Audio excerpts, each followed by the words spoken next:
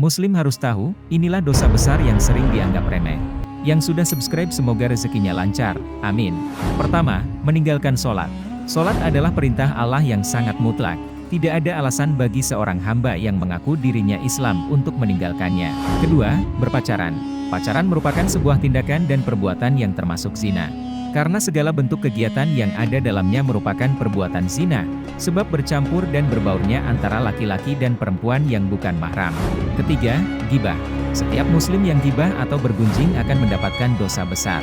Maka dari itu, ghibah harus dijauhi dalam kehidupan sehari-hari. Keempat, durhaka kepada orang tua. Tidak sepantasnya seorang anak berkata kasar bahkan melawan kepada orang tua.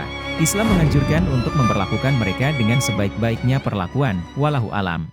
Tahukah kalian, inilah dua dosa yang selalu mengalir meskipun jasadnya sudah meninggal. Yang sudah subscribe semoga bukan golongan tersebut, amin. Pertama, orang yang mempelopori perbuatan maksiat. Rasulullah bersabda, barang siapa yang mempelopori satu kebiasaan yang buruk dalam Islam, maka dia mendapatkan dosa keburukan itu, dan dosa setiap orang-orang yang melakukan keburukan itu karena ulahnya tanpa dikurangi sedikit pun dosa mereka. Hadis riwayat Muslim. Kedua, orang yang mengajak berbuat maksiat atau salah golongan ini selalu menyeru orang lain untuk berbuat maksiat dan dosa. Golongan ini termasuk orang yang sesat dan menyesatkan.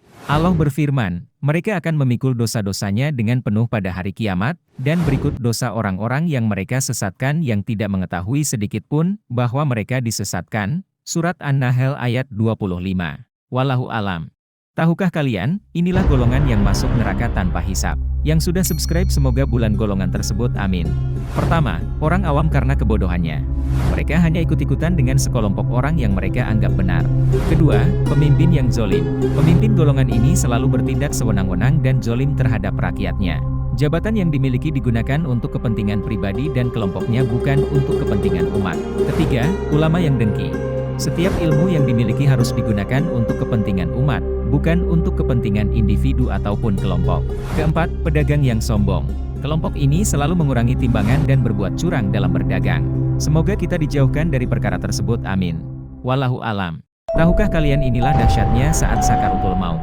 Yang subscribe semoga jadi calon penghuni surga, amin. Sakaratul maut menjadi sesuatu yang ditakuti dan dijauhi setiap makhluk yang bernyawa, sebagaimana yang digambarkan dalam Al-Quran Surat Qaf ayat 19, Allah berfirman, dan datanglah sakaratul maut dengan sebenar-benarnya.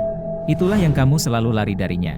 Imam Al-Ghazali menggambarkan bahwa sakaratul maut adalah saat di mana rasa sakit menyerang jiwa secara intens dan menjalar ke seluruh bagian jiwa, sehingga tidak ada satupun bagian jiwa yang terlepas dari rasa sakit tersebut. Selama sakaratul maut, rasa sakit yang dirasakan menusuk jiwa dan menyebar ke seluruh anggota tubuh, sehingga orang yang sedang mengalami sakaratul maut merasakan seolah-olah organ-organ tubuhnya ditarik dan dicabut dari ujung kaki hingga ke kepala. Semoga kita tidak termasuk orang yang merasakan pedihnya sakaratul maut. Amin.